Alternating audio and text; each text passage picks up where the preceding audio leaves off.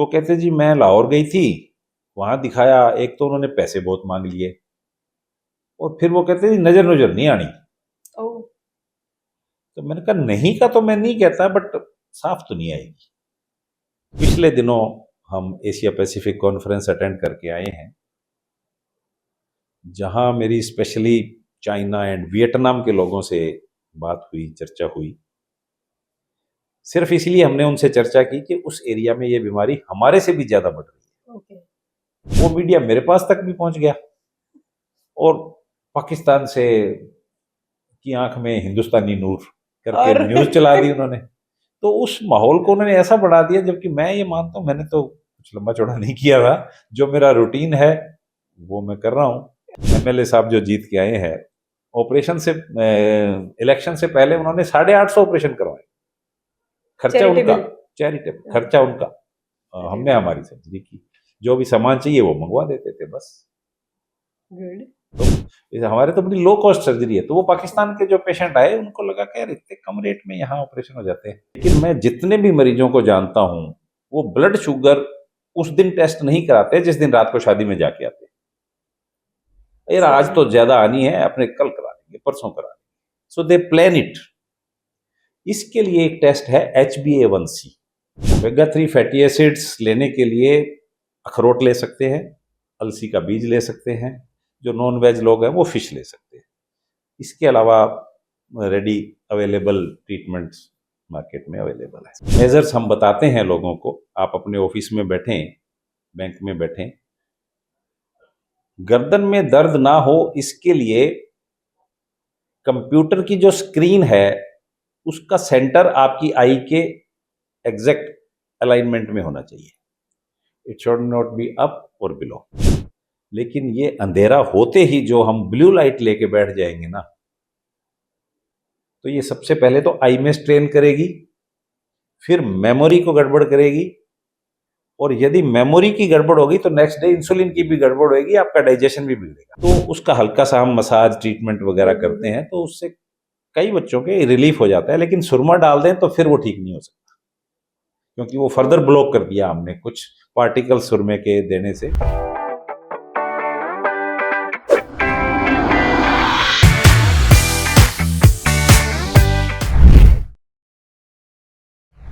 हम सबने एक गाना सुना है, तेरे मस्त मस्त दो नैन दिल का ले गए चैन। इन नैनों की वजह से दिल का चैन ही नहीं बल्कि रातों की नींद भी जाने वाली है, क्योंकि जिस तरीके से इंडिया में आई रिलेटेड प्रॉब्लम बढ़ती जा रही है, उसकी वजह से इंडिया को blind capital of the world कहा जा रहा है। नमस्कार दर्शकों, स्वागत है आपका मिनी मैजिक स्टोरी की पॉडकास्ट में। आज मिनी मैजिक स्टोरी आपके लिए लेके आए एक बहुत ही एजुकेशनल हेल्दी पॉडकास्ट, जिसके अंदर हम अपनी आईज से रिलेटेड प्रॉब्लम, उनका सॉल्यूशन और केयर के बारे में जानेंगे।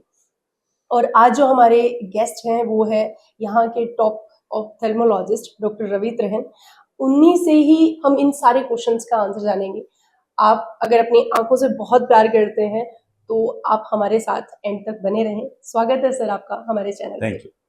सर, सबसे पहले तो मैं, क्या सबको ये चीज लग रही है कि पुराने टाइम से लेकर अब अगर देखें तो आई रिलेटेड प्रॉब्लम बढ़ती जा रही है, ना केवल इंडिया पे, वर्ल्ड लेवल पर, लेकिन इंडिया कहीं ना कहीं उसमें थोड़ा आगे बढ़ रहा है। तो सबसे पहले एक डिजीज जो इन दिनों काफी चर्चा का विषय है और जिसके बारे में नॉलेज लोगों को नहीं है, वो है साइलेंट ब्लाइंडर डिजीज। तो सबसे पहले तो हम उसके बारे में आपसे जानना चाहेंगे कि क्या है और उसके क्या क्या प्रोस्पेक्टिव्स रहते हैं।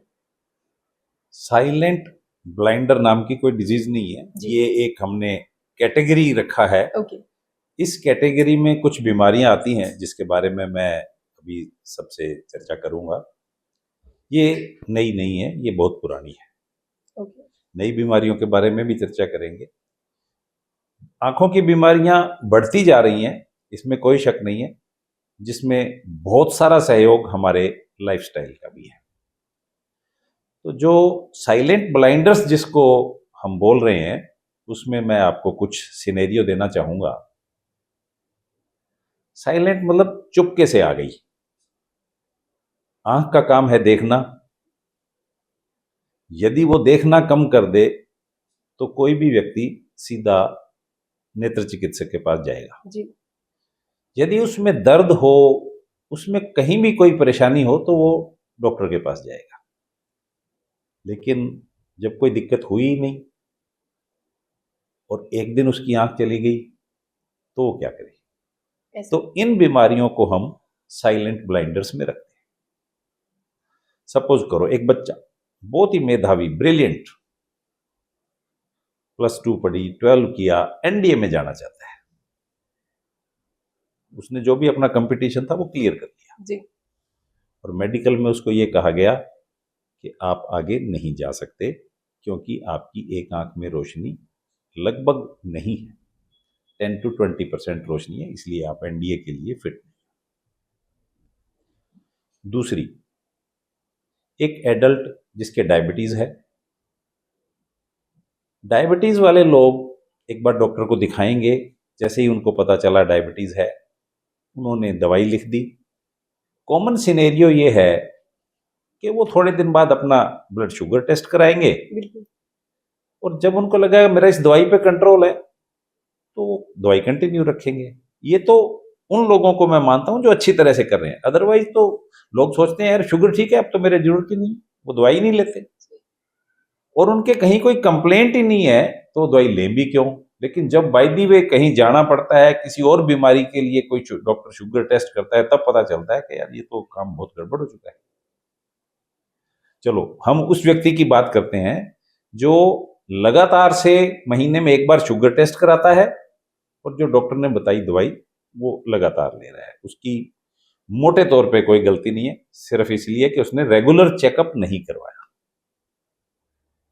एक दिन जब उसको ये लगता है कि यार मेरी नज़र थोड़ी ज़्यादा कमज़ोर हो रही है तो वो आंखों के डॉक्टर को दिखाने पहुंचता है। तो वो कहता है कि भाई डायबिटीज़ आंखों में आ चुकी है और ये ब्लाइंडनेस की तरफ जा रही है, आपको बीच बीच में दिखाते रहना चाहिए था और नेत्र चिकित्सक को भी दिखाना चाहिए था। तो जी मैंने तो 2-3 साल पहले एक बार डॉक्टर को दिखाया था, मेरे को जो दवाइयां दी मैं ले रहा हूं और मैं जब टेस्ट कराता हूँ नॉर्मल आता है। आई टेस्ट किया तो नॉर्मल आया? आई टेस्ट नहीं, तो वो शुगर टेस्ट कराता था ना, शुगर टेस्ट करवाता था। ठीक है। इसलिए अभी इसी के बारे में डिटेल में बताएंगे। तीसरा सिनेरियो ये है कि एक एडल्ट आदमी है, उसकी थोड़ी सी रोशनी कमजोर हुई और जैसी रोशनी कमजोर होती है तो चश्मे वाले के पास चला गया जी। चश्मे वाले ने उसको चश्मा टेस्ट करके कहा तेरे यार हल्का सा मोतिया आ रहा है, चश्मा लगाओ, जब तक काम चले चलाओ, जब नहीं चलेगा तो ऑपरेशन करा लेना। थोड़े दिन बाद फिर उसको लगा, उसने चश्मे का नंबर बदल दिया। साल निकल गया, 2 साल निकल गया, वो कहता है यार अब मेरे ना चश्मे से काम नहीं चलता जी। तो उसने कहा तुम जाओ डॉक्टर के पास ऑपरेशन करा लो। डॉक्टर के पास जब गया तो उसने बताया कि भाई ये तो सफेद मोतिया नहीं काला मोतिया है एंड लगभग रोशनी आपकी जा चुकी है जो वापस भी नहीं आएगी। तो इन तीनों बीमारियों के बारे में मैं थोड़ा थोड़ा जिक्र करूंगा। सबसे पहली बीमारी है एम्ब्लियोपिया, लेजी आई जिसको बोलते हैं। जब बच्चा बड़ा होता है एक आंख में उसके रोशनी कम होती है, नॉट ऑल, जिसके भी डिजीज है, और इसका इंसिडेंस भी 8 to 10% है, ऐसा कम नहीं है। जब हम स्कूलों में जाके स्क्रीनिंग करते हैं तो 8 से 10% बच्चे हमें मिलते हैं जिनकी रोशनी बहुत कमजोर रहती है, एक आंख की। एक आंख की, इसीलिए उसको पता नहीं पता चलता। नहीं चलता। दूसरी आंख से वो देखता रहता है, कोई दिक्कत ही नहीं है, ना वो घर में कंप्लेंट करता है ना वो स्कूल में कंप्लेंट करता है। एक आंख की रोशनी धीरे धीरे लेजी होके ऐसी हो जाती है कि जब वो एनडीए का एग्जाम देने गया तो उन्होंने बताया भाई तेरी एक आंख की रोशनी कम है, अब इसका कुछ नहीं हो सकता। इसमें करना क्या चाहिए? मेरा सजेशन तो ये है कि 4 साल में जब स्कूल में एडमिशन होता है बिना आई चेकअप के बच्चे को एडमिशन नहीं मिलना चाहिए। सही बात। क्योंकि इसका और कोई तरीका नहीं है इसको पकड़ने का, और इसका इलाज यही 4 से 8 साल तक की उम्र में इसका इलाज भी है। ओके, इलाज पॉसिबल है। यस। ओके। लेकिन जैसे जैसे एज बढ़ती रहती है, आई लेजी हो जाती है, फिर इसका इलाज पॉसिबल नहीं, तो रीजन क्या रहता है, मतलब नहीं। बायोलॉजी एक आंख की रोशनी कमजोर है, रेटिना में प्रॉब्लम। टोटल आई का साइज भी बड़ा रहता है। सपोज करो -3 नंबर है, -4 नंबर है, ठीक है, ठीक किसी है। का +4 है, किसी का +5 है। जब हम उसको ग्लासेस दे के फोकस कर दें तब तो वो काम में करेगी, अदरवाइज वो आई यूज ही नहीं होगी, लेजी हो जाएगी एक और आई उसकी से काम चलता रहेगा। एक आई से ही काम चलता रहता है। तो ओके। वो उसका इलाज नहीं हुआ, वो लाइफ लॉन्ग उसको एक आंख से ही काम करना तो मतलब पड़ेगा। स्कूल में ये चीज एडमिशन के टाइम पे कंपलसरी मैं करा दी जाता जाए। हूँ स्कूलों में स्क्रीनिंग करने, तो यही मैं कह रहा हूँ कि स्कूलों में ये स्क्रीनिंग होनी चाहिए और बिना स्क्रीनिंग के किसी भी बच्चे का admission। बच्चे का एडमिशन नहीं होना चाहिए। नहीं कर सकते तो एक चार्ट ले लो बाजार से या कोई भी कैलेंडर ले लो, स्कूल में टांग लो, बच्चे को अलग अलग आंख से दिखाओ। राइट से देखो पढ़ भाई, लेफ्ट से पढ़ दे भाई। एक आंख में नजर डाउन है, इसका मतलब भाई गड़बड़ है। हाँ, ये ये काम एक तो बड़ा घर पे भी सिंपल कर सा सकते हैं। स्क्रीनिंग टेस्ट है। हाँ, हाँ, परिवार में सब लोग अपने बच्चों का कर सकते हैं। और ठीक है। यदि उनको डाउट हो तो डॉक्टर को दिखा लें, नेत्र बात। चिकित्सक को दिखा लें। ये तो पहली बीमारी एम्ब्लियोपिया। एमलो। दूसरा सिनेरियो मैंने दिया डायबिटीज का। जी। डायबिटीज का मरीज है, उसको पता है, महीने में वो टेस्ट भी कराता है, फिर भी दिक्कत हो गई। तो पहली गलती तो ये कि उसने एक ही बार दिखाया और दूसरी बार नहीं गया, उसको ये पता ही नहीं कि डायबिटीज आंख में भी आती है। इससे भी बड़ी गलती क्या कि वो ब्लड शुगर टेस्ट करा लेता है। लेकिन मैं जितने भी मरीजों को जानता हूं, वो ब्लड शुगर उस दिन टेस्ट नहीं कराते जिस दिन रात को शादी में जाके आते हैं। यार आज तो ज्यादा आनी है, अपने कल करा लेंगे, परसों करा लेंगे। सो दे प्लान इट। इसके लिए एक टेस्ट है HbA1c। उस टेस्ट को कराने से वो 3 महीने की एवरेज देता है और वो पकड़ा जाता है कि यार ये आज जिस दिन टेस्ट कराता है उस दिन तो इसकी शुगर सही आती है, बाकी शुगर सही नहीं। तो वो टेस्ट रिपीटेडली करवाना चाहिए, 3 महीने बाद कराओ। ओके। नहीं तो डायबिटीज का असर आइस पे। आइज में आ जाता है, गुर्दों पे आ जाता है, हार्ट पे आ जाता है, नाड़ियों पे आ जाता है, वेसल्स पे। जी जी। तो उससे बचने के लिए रेगुलर डॉक्टर को दिखाओ, मधुमेह इसका चिकित्सक को, साल में एक बार नेत्र चिकित्सक को दिखाओ, और HbA1c हर तीसरे महीने का। ट्रीटमेंट पॉसिबल है? टाइम से ले लो तो पॉसिबल है। और सबसे बड़ी ट्रीटमेंट तो ये है ना कि उसको डायबिटीज कंट्रोल रखनी है। हाँ, HbA1c की रीडिंग वैसे तो 130 40 सब आती है, बट याद रखने के लिए बता दूं कि 6 7 8 9 10 ऐसे आती है। It should be below 7। ठीक है। तो हम तो मरीज को ये बोलते हैं भाई तेरी शुगर कैसी है, वो कहता है जी ठीक है। ठीक का क्या क्राइटेरिया है? हम्म, यदि आपकी शुगर 7 से कम है 3 महीने की एवरेज तो ठीक है, नहीं तो नहीं है। और ये तेरे को 3 महीने याद रखना है कि मेरे ठीक नहीं है। नेक्स्ट 3 महीने बाद तेरा फिर रिजल्ट आएगा जो तू 3 महीने की तैयारी करेगा। सही बात। तो ये बहुत जरूरी है। तीसरी डिजीज की जो मैं जिक्र कर रहा हूं, जब मरीज के थोड़ी सी नजर कम हुई तो वो डॉक्टर के पास नहीं गया, वो चश्मे वाले के पास गया। और चश्मे वाले ने सिर्फ नंबर टेस्ट करना है, जबकि डॉक्टर के पास जाओ तो पूरा चेकअप करते हैं, आई का प्रेशर चेकअप करते हैं, पीछे ऑप्टिक नर्व है उसकी हेल्थ देखते हैं। और ग्लोकोमा यदि अर्ली स्टेज में पकड़ा जाए तो उसका ट्रीटमेंट है। लेकिन एक बार वो ऑप्टिक नर्व का डैमेज कर दे फिर वो इररिपेरेबल लॉस हो जाता है, उसको आप दोबारा से नहीं कर सकते। तो यहां उसकी गलती ये रही। लेकिन इन जनरल ज्यादातर ऐसा ही होता है कि एक आंख में धीरे धीरे रोशनी चली भी जाए तो पता नहीं चलता, दूसरी की जाने लग जाए तब करंट आता है कि अब तो मेरा दिखना बंद हो गया। सही बात। तो ये तीनों सिनेरियो ऐसे थे जिसके अंदर बिना किसी शिकायत के, सिम्टम के। बिना किसी तकलीफ के मरीज की रोशनी चली गई।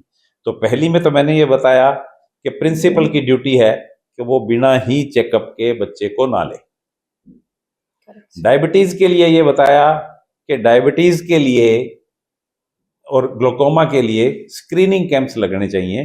वो स्क्रीनिंग कैंप्स गवर्नमेंट भी लगा सकती है, गवर्नमेंट हॉस्पिटल में NGO सब लगा सकते हैं। तो हमें ढूंढें कि इस तरह के मरीज, उनको अवेयर करें और इसका हम सॉल्यूशन कर सकते हैं, इच्छा शक्ति हो। ये इन तीनों बीमारियों के बाद अभी आप नई बीमारियों के बारे में जानना चाहते हैं। जैसे जैसे हमारा लाइफस्टाइल जो सिंपल होना चाहिए कॉम्प्लिकेट होता जा रहा है, स्क्रीन अपने आप में इसको घेरती जा रही है। छोटी स्क्रीन, बड़ी स्क्रीन, सभी तरह की स्क्रीन। इन स्क्रीन का जो हम बेनिफिट ले रहे हैं उसके साथ साथ इसके बहुत से डिसएडवांटेज भी हैं। तो पहला डिसएडवांटेज तो यह है, कोई भी वर्किंग, भले ही बैंक में हो, कोई भी ऑफिस में हो, दिन भर उनको स्क्रीन के सामने बैठना पड़ता है। जॉब है उनकी। जॉब है उनकी, उनको सही बैठना बात। पड़ेगा। तो उनकी आंखों में जलन होने लग जाएगी, बीच बीच में धुंधला देखने लग जाएगा, इरिटेशन होते हैं। इरिटेशन रहेगी, गर्दन में दर्द होने लग जाएगी, वो चिड़चिड़े हो जाएंगे। इसको हम कंप्यूटर विजन सिंड्रोम बोलते हैं, CVS। इसके लिए जो मेजर्स हम बताते हैं लोगों को, आप अपने ऑफिस में बैठें, बैंक में बैठें, गर्दन में दर्द ना हो इसके लिए कंप्यूटर की जो स्क्रीन है उसका सेंटर आपकी आई के एग्जैक्ट अलाइनमेंट में होना चाहिए। It should not be up और बिलो, ठीक है। अदरवाइज सारा लोड जो है वो आपकी नेक पे आएगा और गर्दन में दर्द, पीठ में दर्द सब चलो।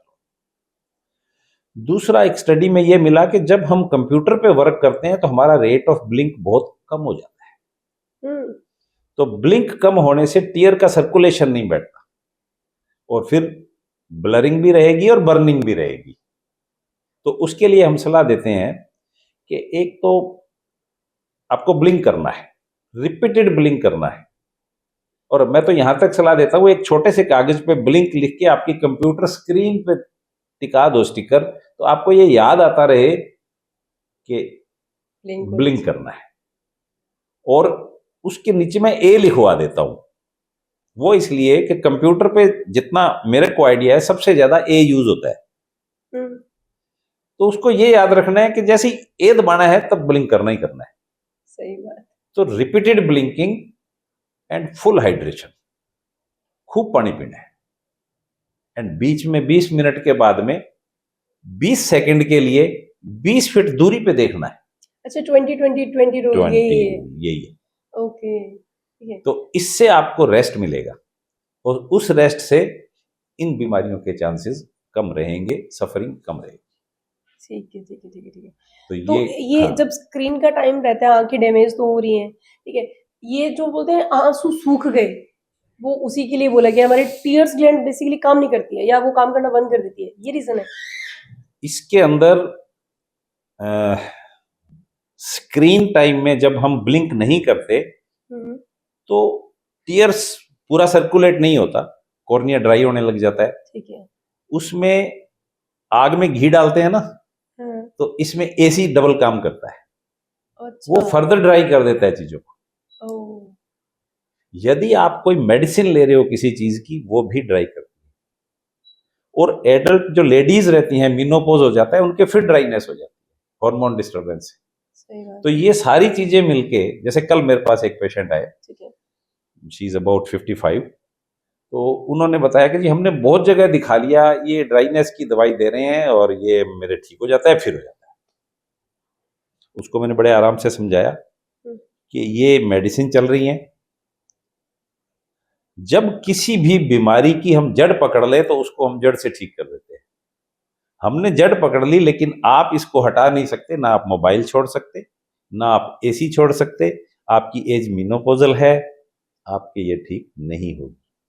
You have to live with this and with tear supplements, उनके साथ ही आपको रहना पड़ेगा, क्योंकि ये सब चीजें छोड़ोगे तो टीयर का प्रोडक्शन बढ़ेगा नहीं। सॉल्यूशन क्या है, क्योंकि हर एक फीमेल में मेनोपॉज कंडीशन तो आनी है। और टीयर सब्स्टिट्यूट्स एंड प्लस जो भी आपका गायनेकोलॉजिस्ट एडवाइस करे, कुछ हार्मोनल सप्लीमेंट्स देना चाहे, बट मेनली ये है। इसमें ओमेगा 3 फैटी एसिड्स का भी कुछ रोल है। ओमेगा 3 फैटी एसिड्स लेने के लिए अखरोट ले सकते हैं, अलसी का बीज ले सकते हैं, जो नॉन वेज लोग हैं वो फिश ले सकते हैं। इसके अलावा रेडी अवेलेबल ट्रीटमेंट्स मार्केट में अवेलेबल है। ठीक है। तो ये सारे इंग्रेडिएंट वो है जो हमारी आईज के अंदर मतलब मॉइस्चर बना के रखते हैं। ओमेगा 3 फैटी एसिड बॉडी के सब जगह काम करता है, हार्ट में भी काम करता है, लिवर में भी काम करता है, ये सब जगह काम करता है। तो ये स्क्रीन के बारे में, हाँ, और मैं ये जहाँ स्क्रीन के बारे में बात कर रही थी, मतलब सबको पता है स्क्रीन हमारी आईज को डैमेज कर रही है, सब जानते हैं। लेकिन आज की जो पेरेंटिंग है उसके अंदर बच्चे की परवरिश बिना फ़ोन के नहीं हो रही है। खाने के बिना शायद फिर भी हो जाए लेकिन फ़ोन के बिना नहीं हो पा रही है। प्रॉब्लम समझ में आ रही है सबकी, लेकिन फ़ोन बच्चे को दे दिया जा रहा है। एक तो हम ये जानना चाहेंगे नहीं देना चाहिए पता है, लेकिन अगर बहुत अब नहीं छूटेगा जो है चीज़ एक्सेप्ट करनी पड़ेगी।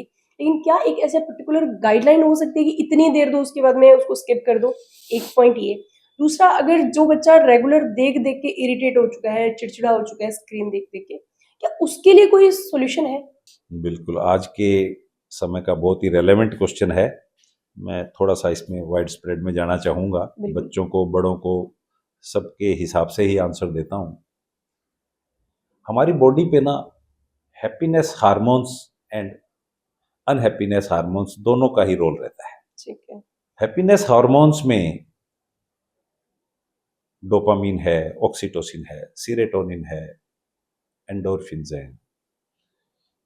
इसके अलावा और भी कुछ हार्मोन्स हैं जी। जो हेल्प करते हैं। Day time and night time, हम यदि बात करें 2000 साल पुरानी, 3000 साल पुरानी, जब हमारे बुजुर्ग जो भी थे सुबह उठते ही घूमने लग जाते थे, अपने भोजन की खोज में भागते फिरते, एक्सरसाइज करते, खाना खाते, रात को अंधेरा होने के बाद सो जाते। तो हमारा जो बॉडी का सिस्टम है वो इसी तरीके से डेवलप हो चुका है।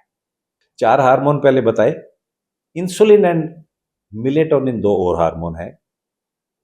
इंसुलिन का काम एवरीवन इज वेल अवेयर कि ये डाइजेशन करता है, डाइजेशन और मिलेटोनिन का काम ये है कि रात को नींद में सही हेल्प से आ करता जाए। है, मेमोरी को इम्प्रूव करता है जब हम रेस्ट करते हैं।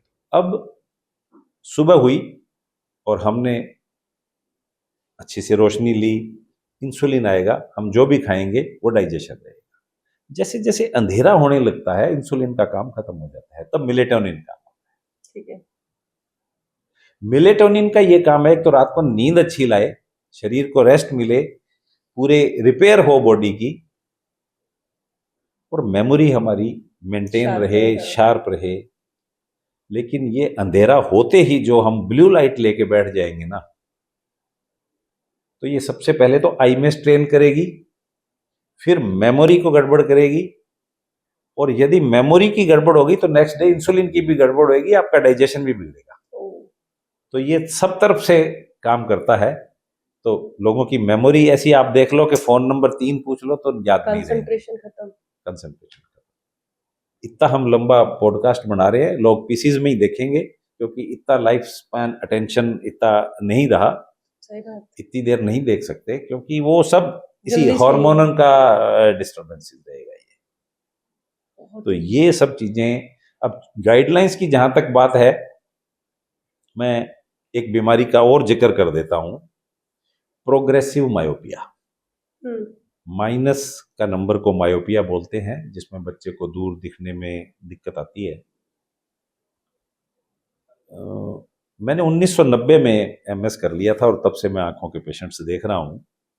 लेकिन जिस स्पीड से अभी मायोपिया के पेशेंट बढ़ रहे हैं साल 2 साल में, इतना पहले नहीं था। सही बात। पिछले दिनों हम एशिया पैसिफिक कॉन्फ्रेंस अटेंड करके आए हैं, जहां मेरी स्पेशली चाइना एंड वियतनाम के लोगों से बात हुई, चर्चा हुई।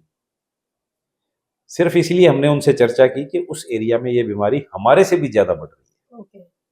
मायोपिया नंबर बढ़ता जाएगा, 2, 3, 4, 5, 6, जो भी, वट एवर इट में भी। बच्चों को देखने में दिक्कत आ रही है। इस पे खूब सारी स्टडीज हुई हैं इन दिनों, और जो रिजल्ट निकल के आए हैं, मेनली 3 ट्रीटमेंट दिए हैं उन्होंने इसके, प्रोग्रेसिव मायोपिया। 3 नंबर से मैं शुरू करता हूं। 3 नंबर का जो ट्रीटमेंट है, उसमें एक स्पेशल ग्लासेस बनाए गए हैं। ओके।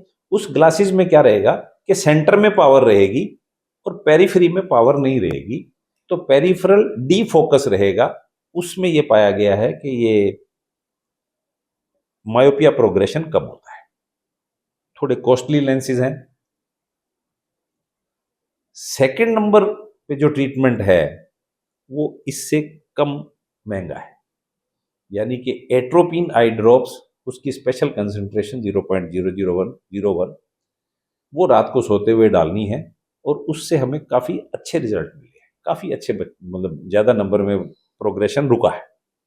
मैंने इसको 3 और 2 शुरू किया क्योंकि पहला जो सबसे इम्पोर्टेंट जिसके रिजल्ट मिले हैं ग्लासेस वो सरप्राइजिंगली फ्री है। ग्लासेस नो, तो जो first treatment line of okay treatment ठीक है है। मायोपिया प्रोग्रेशन का, वो फ्री है वो टोटल फ्री है। क्या है 100 to 120 minutes of outdoor activities. Oh China के जिस आई सर्जन से मेरी बात हुई, वो कहते हैं we have recommended 2 recess in our schools and no any student is allowed to sit in classroom during recess hours. तो आपको 100 से 120 मिनट्स बाहर घूमना ही है, बच्चों को बाहर खेलना ही है। सबसे बेटर रिजल्ट इसके हैं, और गुड जो टोटल फ्री है। टोटल फ्री है और अपने हाथ में है 20 मिनट यस, अभी इंडोर एक्टिविटी के लिए तो reduce screen time, increase outdoor activities. Screen time के लिए जो आप गाइडलाइंस पूछ रहे हैं, 5 साल के बाद total 2 hour screen time is allowed, 5 years के बाद, और वो भी इकट्ठा नहीं, टुकड़ों टुकड़ों में। And that before dark hours, 2 hours only, half hour के आप कर सकते। And from 2 to 5 half an hour screen time is allowed, only half an hour pieces whatever it may be, कैसे भी करो आप, and up to 0 to 2 no screen time, क्योंकि वो सब तरफ फुल डैमेज करते हैं। कमाल है। तो ये कुछ ऐसे सिग्नल्स हैं, कुछ ऐसे मैसेज मैं इस पॉडकास्ट के देना चाहता हूँ कि लोग समझें, ये और मतलब अदरवाइज बहुत ही मेमोरी, सीरियस टॉपिक है आने रियली वाले यूथ सीरियस के लिए। सीरियस, बिल्कुल। ये पेंडेमिक हो चुका है कई देशों में, सही बात स्पेशली है। सिंगापुर की गवर्नमेंट ने इस पे कुछ ना कुछ एक्शंस लिए हैं। चाइना, वियतनाम में भी इस तरह का चल रहा है। अब आप देखो, उन्होंने स्कूलों में 2 रिसेस कर दिया। उसने मेरे को स्कूल का टाइम टेबल दिखाया, कहता ये स्कूल का टाइम टेबल और है, 20 2 मिनट रिसेस, 2 रेसेस के अंदर 20 मिनट सिर्फ घूमना है बच्चे को। 20 या 30 था, मैं हाँ, मतलब जो एग्जैक्टली भी है। रिमेम्बर, बट 2 टाइम्स रिसेस, सही इसीलिए बात है। स्टडी 2 या 3 period study, then recess, then 2 या period study, then recess, and then 2-3, and then full जो भी छुट्टी रहेगी। सही बात। तो इस तरह की ये चीजें हम कन्वे करना चाहते सही हैं बात, हमारे मतलब लोगों को। पहले के टाइम बच्चे आउटडोर खेलते थे तो उनकी चश्मा और आई प्रॉब्लम भी कम नहीं, थी, और अब सिर्फ बंद बंद और ये। दोनों तरफ रिसर्च हुई है, किन के चश्मा बढ़ रहा है और कैसे ठीक हो रहा है। हाँ, ये मेरा पर्सनली क्वेश्चन भी था कि जब मैं पढ़ा करती थी या मेरे मतलब पहले अगर मैं देखूं तो हमारी क्लास में जितने बच्चे थे, कोई 2-5 बच्चे होते थे जिनके चश्मा होते थे। आज आप सेकंड या थर्ड क्लास के बच्चों को उठा के देख लो, छोटे छोटे बच्चे हैं उनकी चश्मा है। बिल्कुल बिल्कुल। तो मतलब क्या ऐसे रीजन है चश्मा चढ़ने बस के, क्या कारण है? Main indoor activities and increase screen time. जो भी बच्चा स्कूल से आता है, आते ही पहले खाना खाते टाइम फोन लेगा, फिर टीवी देखेगा, और फिर वो पढ़ेगा भी स्क्रीन पे, एंड दैट्स ऑल। खाना भी स्क्रीन देख के खाएगा। तो ये सब screen time and indoor activities दोनों ही इसके लिए जिम्मेवार है। मतलब तगड़ा जहर हो चुका है ये आइस के लिए। और भी होने वाला है, मानेंगे नहीं लोग। मानेंगे नहीं। मतलब ये मैंडेटरी, मतलब पहले वाले जो लोग खाना खाते थे तो सब कुछ छोड़ के सिर्फ फोकसफुली कंसंट्रेटेड खाना ही खाते थे। अब खाना तो पता ही नहीं थाली में क्या है, लेकिन यस, फोन आना चाहिए। माइंडफुल नहीं है एक्टिविटीज। माइंडफुलनेस नहीं है बिल्कुल भी। तो ये बहुत बड़ा इशू है आईज प्रॉब्लम को इंक्रीज करने का।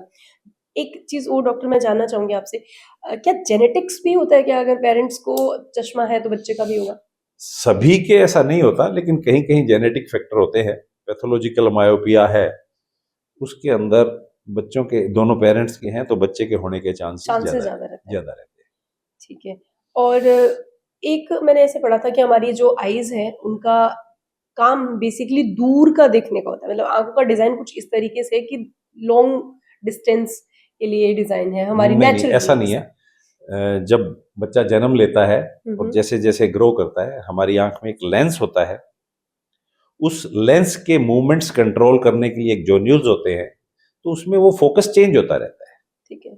इसके अंदर क्या सीक्वेंस ऑफ इवेंट्स रहता है, जब बच्चा होता है तो वो दूर भी देख सकता है और नजदीक भी देख सकता है, लेकिन जैसे जैसे बड़े होते हैं वो जोन्यूल थोड़े टाइट होते रहते ओके। हैं। तो उसकी ये पावर कि वो लेंस को ज्यादा कॉन्वेक्स कर दे, वो कम होती रहती है। तो आपने देखा होगा 40 साल की बाद में नजदीक के लिए हमें जरूरत पड़ती है चश्मा लगाने की, दूर की फिर भी दिखती है। क्योंकि वो नजदीक का प्रॉब्लम आने लग जाता है। और बाकी किसी के रिफ्रैक्टिव एरर है, वो एक अलग सीन रहेगा। मतलब एक एज के बाद हम दूर का बहुत सही से विजन करते हैं, लेकिन रात में सोते टाइम तो फोन पास में होता है, तो वो तुम्हारा मतलब फोकसफुली हम तो जोर उसमें लगा हम रहे हैं। स्क्रीन को ब्राइट करते हैं, अक्षर को बड़ा करते हैं और जोर मार के अपनी आंखों को अपना नहीं इसका समझते। बस मतलब रात में हम जब फोन देख रहे होते हैं बिल्कुल वो पास फुल में, क्योंकि फुल हमें तो डैमेज, लॉन्ग डिस्टेंस देखना है, तो वो आंखों को डैमेज करने वाला, आईवी को स्ट्रेस भी करने डैमेज वाला। करेगा और आपके ब्रेन को भी डैमेज करेगा। आपकी साइकी, उतना कंसंट्रेशन लोगों में नहीं रहा पहले जैसा, तो ये उसमें एक अच्छा रोल प्ले कर रहा आपको क्या लगता है कि सोने से कितनी देर पहले हमें फोन छोड़ देना है। चाहिए? At least 2 hour. सोने से ठीक पहले। एडिक्शन यूथ को इस तरीके से है कि अगर उसको फोन ना मिले तो उसको नींद भी नहीं आएगी। छोटे छोटे जो रेगुलर हमारे हाउस होल्ड वर्क है, रेगुलर जो फ्रेश होने वाली एक्टिविटीज है, हमने ऐसा भी देखा है कि बिना पॉसिबल ही नहीं हो रहा। यदि आप रील्स देखते जाओगे, आप एडिक्टेड हो जाओगे। शॉर्ट टर्म डोपामिन बर्स्ट्स होते हैं ये, बट जब भी आप छोड़ोगे तो you will not at all comfortable with that. तो उससे यदि हम अपनी गलती से ही सीख ले लें और अपना एक टाइम फिक्स कर लें, भी मैंने तो आधा घंटा सुबह देखना है या शाम को, बाकी अपना काम करें। और बच्चों के लिए मेरी खास एडवाइस है कि उनको स्क्रीन पे भी स्टडी करनी होती है एंड बुक्स कॉपी पे भी करनी होती है, तो before dark they can use screen time, यदि अच्छा। उनके स्कूल में कुछ ऐसा कंपल्शन है, और उसके बाद में वो अपना कॉपी बुक से करें। अभी शायद ऑस्ट्रेलिया के अंदर अप टू 8th क्लास कोई भी क्लास से आपको स्क्रीन पे कुछ होमवर्क नहीं दिया जाएगा। ओके। और भी कुछ कंट्रीज ऐसा करने की तैयारी में है। इंडिया बाद में करेगा। इंडिया सबसे लास्ट। अच्छा, मैंने ऐसे सुना है कि कोविड जब से हुआ है उसके बाद से आई की प्रॉब्लम बढ़ गई है, तो कोविड वायरस का कोई इम्पैक्ट है? मेन रीजन तो यही रहा ना, कोविड ने हमें अंदर बैठा दिया और ठीक है। अंदर हमारे पास तब डाटा और फोन खूब थे, तो हमने यही काम किया सारा, तो एडिक्शन हो गया। जिन बच्चों को फोन का एडिक्शन मतलब नहीं होना चाहिए, लेकिन जो अब इस कंडीशन में आ चुके हैं कि वो इरिटेट हैं, कंसंट्रेशन नहीं है, मतलब बहुत भयंकर तरीके से अपना लाइफस्टाइल डिस्टर्ब कर चुके हैं, उनके लिए डॉक्टर क्या सजेस्ट करोगे आप? पेरेंट्स ग्रेजुअली ये ट्राई करें, बट अदरवाइज जो हमें लगा कि केस ज्यादा गया तो उसके लिए साइकोलॉजिस्ट की हेल्प ली जा सकती है। Special phone de addiction clinics खुल चुके हैं अच्छा। एंड साइकोलॉजिस्ट उनकी हेल्प दे रहे हैं, ठीक है। क्योंकि आप और हम मिलके उसको ये नहीं कर पाएंगे। जबरदस्ती करेंगे तो आपने इंसिडेंट सुना होगा, बच्चे ने बैट मार दिया मम्मी सही के, बात। हाँ। इवन मर्डर तक की भी कंप्लेंट आई है, हाँ। छत से धक्का दे दिया। तो फोन ये की सब वजह से। एडिक्शन है, इसको ग्रेजुअली आप कर सकते हो, और otherwise professional help is required. मैंने ना दैट डिपेंड अपॉन कितनी सीवियरिटी है उसकी। बिल्कुल, मैंने ना सर एक मतलब सीन सुना था कि एक बच्ची को, मतलब ये रियल स्टोरी है, हमारे ही कोई इंस्टीट्यूट की से रिलेटेड है, नाम नहीं लूंगी मैं, लेकिन उस इंसिडेंस में ये था कि एक 9th क्लास की बच्ची को उसकी मम्मी ने बोला कि तू अभी तक फोन देख रही है, तेरे से पढ़ाई नहीं होती, घर का काम तो बहुत दूर की बात है। 3 बार उसकी मम्मी लगातार इसको बात बोल के फोन छोड़ दे, फोन छोड़ दे, और उसकी मम्मी कुछ देर के लिए लेने के लिए कुछ चली जाती है। जब उसकी मदर वापस आती है तो वो पंखे से लटकी हुई थी। रीजन लिखा हुआ था कि फोन के लिए उसको मना डांटा था उसकी बस मदर वो ने। एडिक्शन। सोचो, 9th स्टैंडर्ड का बच्चा इतना ज्यादा पजेसिव हो ये चुका है सब कि वो dopamine, excess of dopamine bad, मतलब it should be dose dependent. हमने जो हैप्पीनेस हार्मोन्स का फॉर्मूला बना रखा है, dose, dose. Dopamine, oxytocin, serotonin, ईसी, endorphin, but it is dose dependent. Excess of everything is bad. If dopamine excess में मिल रही है तो एडिक्शन हो जाता है, schizophrenia and these are diseases. तो हमें उन सब का ध्यान रखना है और ग्रेसफुली इनको टैकल करना है। मैंने एक पोएम देखी थी, जिसका मतलब मुझे बहुत क्लियरली तो समझ में नहीं आया, लेकिन आप हो तो आप मुझे उस पोएम का मतलब बहुत अच्छे से, या हमारे जितने भी दर्शक हैं उन्होंने भी देखी है, मैं एक एक लाइन आपको पढ़ के बताती हूँ। आपने भी पढ़ी होगी। Starling long at screen lit skies, इसका मतलब staring long staring at long, sorry. Screen lit skies, हाँ जी। जो हमारा स्क्रीन है, कंप्यूटर का स्क्रीन है, टीवी स्क्रीन है, मोबाइल स्क्रीन है, वो लाइटेड रहता है और उस पे स्टेयरिंग लॉन्ग लंबे टाइम तक जब हम किसी भी उसको देख रहे हैं तब क्या होगा? ठीक है। Blur and burn invade the eye. आंख में जलन और धुंधलापन, जो कि एक कॉमन कंप्लेंट्स है कंप्यूटर विजन सिंड्रोम की। Burn and blur invade the eyes, वो आंखों में आ जाएंगे, आपके बर्निंग भी होने लगी और ब्लरिंग भी होने लगी। But pose, look up and blink in new. Pose का मतलब अब यहाँ इस पोएम में ट्रीटमेंट को अच्छे से समझाया जा रहा है। पोज, रुको, लुक अप, ऊपर देखो, and blink in you, rate of blinking जैसे मैंने बताया था बढ़ाओ, ब्लिंक करो, रिपीटेड ब्लिंकिंग। ठीक है, मतलब आपको स्क्रीन से हटके ऊपर देखना है। ऊपर देखो, तो वो एक वही long 20-20 distance rule. 20-20 yes rule yes, है वो क्या? आ गया। Your eye will thank the break from blue. Blue यहां बताया गया है कि ब्लू स्क्रीन जो है उससे जब आप ब्रेक करोगे तो आई आपको थैंक यू बोलेगी। अरे वाह सही बात है। ये ब्लू लाइट ग्लासेस सर आजकल बड़े ट्रेंड में चल रहे हैं, इनका क्या सही में कुछ यूजफुल सिग्निफिकेंस है? अच्छा, ये ब्लू लाइट ग्लासेस नहीं है, blue rays light blocking glasses है। ओके, क्योंकि हमारे जो इसमें जो लाइट निकलती है स्क्रीन्स blue। में वो ब्लू होती है, ठीक है, तो उसको हमने ब्लॉक करना है। ठीक है, ठीक है। यदि आपको जेन्युइन ये है तो that can be use during screen time. वो इम्पैक्ट करते हैं मतलब? बिल्कुल करते हैं, बट नंबर एक तो वो जेन्युइन होने चाहिए, क्योंकि ओके, डुप्लीकेट भी बहुत आ रहे हैं। ठीक और सेकंड चीज एक और बहुत इंपॉर्टेंट, है। आज सपोज करो मेरे पास कोई पेशेंट आया, मैं अपनी तरफ से ज्यादातर रिकमेंड नहीं करता है और उनको कहता हूं कि भाई आप अपना रूटीन वर्क करें और विद ऑल प्रिकॉशंस करें।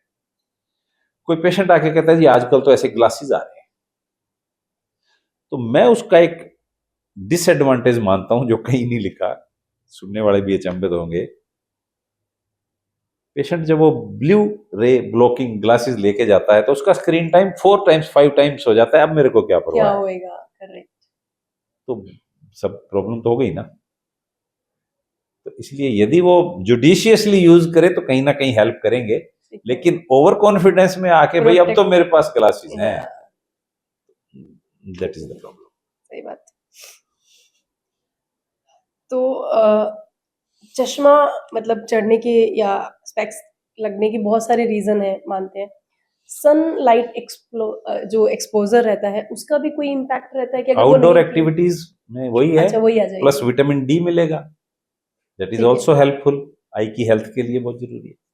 ये सारी चीजें कोविड के बाद ही कम हुई हैं, बिल्कुल बिल्कुल। है ना?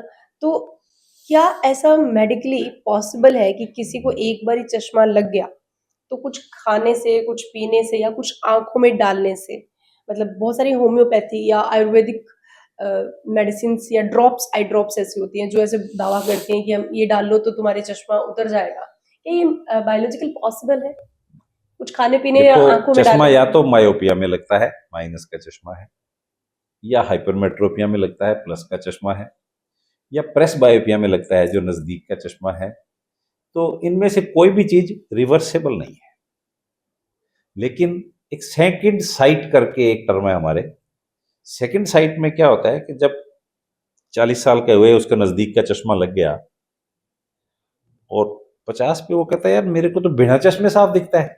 हाँ, बहुत से पेशेंट ऐसे मिलते हैं, लेकिन हम उनको कहते हैं भाई आई चेकअप करा लो। जब मोतिया बढ़ना शुरू होता है तो रिफ्रैक्टिव एरर चेंज हो जाती है और आपको नजदीक का दिखने लग गया, आप खुश हो रहे हो, आप प्लीज चेक कराओ, ये कैटरेक्ट होने के ऑलमोस्ट फुल चांस है। तो वो चश्मा नहीं उतरा, वो कुछ सिर्फ रिफ्रैक्टिव एरर चेंज हुई, जो प्लस के नंबर थे उधर माइनस के आगे उन्होंने उसको न्यूट्रल। तो बड़े डिजीज आने के सिम्टम हो गए। यस, इसमें खुश नहीं होना चाहिए, ये तो दुख वाली इसमें बात आप है। चेकअप करो, कोई भी चीज हो उसमें आप चेकअप करो। तो मतलब ये एक बहुत बड़ा मिथ है कि कोई भी आई ड्रॉप या कुछ भी खाने पीने से चश्मा उतर जाएगा। मेरे पास कुछ पेशेंट्स हैं जो दूसरे लोगों को ये कहते हैं कि डॉक्टर साहब वो चश्मा उतार देते हैं। हाँ, एक सेकंड में एक चीज और रोकना चाहूंगी आपको। खाना पीना और डालना ये यहाँ तक तो ठीक था। मैंने ऐसे कुछ ऐसा भी सुना है कि आप अपने हाथों को ऐसे रगड़ते हो या ऐसे रगड़ते नहीं हो, ये नहीं, मेरा ऐसे जो किसी भी एंगल से चश्मा उतर जाएगा क्या? नहीं नहीं, किसी से नहीं उतरेगा। मैं जो बता रहा हूँ कुछ जी, बंदों के चश्मे उतरे हैं ओके, और वो पेशेंट्स और पेशेंट भेजते हैं जी वो चश्मा उतार देते हैं। जी, उसमें सारा सहयोग मेरे साथियों का था, जिन्होंने गलत दिया हुआ था वो मैंने उतार दिया। ओके। आज ऑप्टिकल शॉप पे गया, उसको भाई कोई मरीज फीस तो देता नहीं, तो उसने तो पैसे चश्मे से ही कमाने हैं। सही। उसने चश्मा लगा दिया, मेरे पास आया, मैंने कहा भाई जरूरत नहीं है, इसको उतार दे, तो उतर गया। अरे तो मेरे साथियों की कृपा से ही ये काम होता है, मेरा उसमें कोई रोल नहीं है। सही बात है। मतलब कोई भी पॉसिबिलिटी नहीं है सिर्फ चश्मा सर्जरी के उतरने अलावा। की कोई नहीं।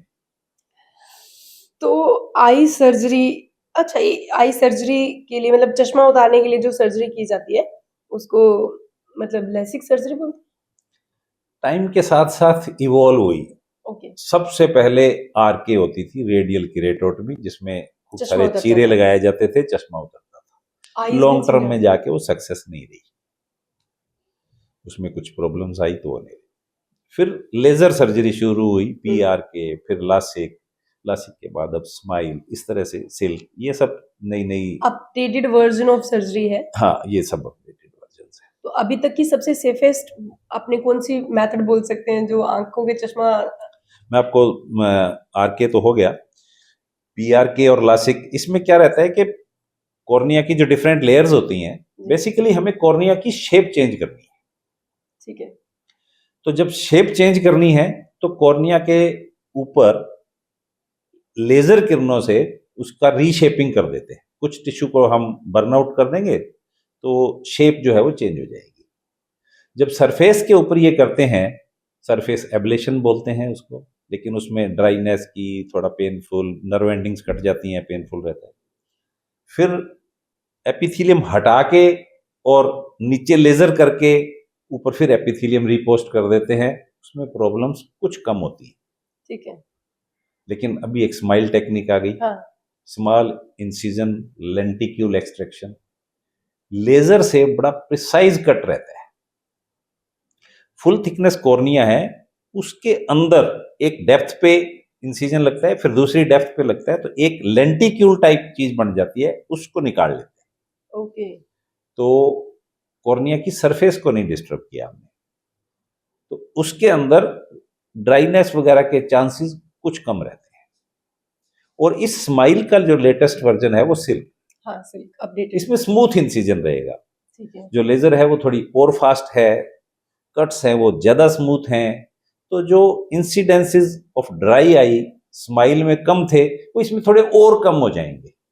हम ये नहीं कह सकते कि नहीं होंगे, बट और कम हो जाएंगे।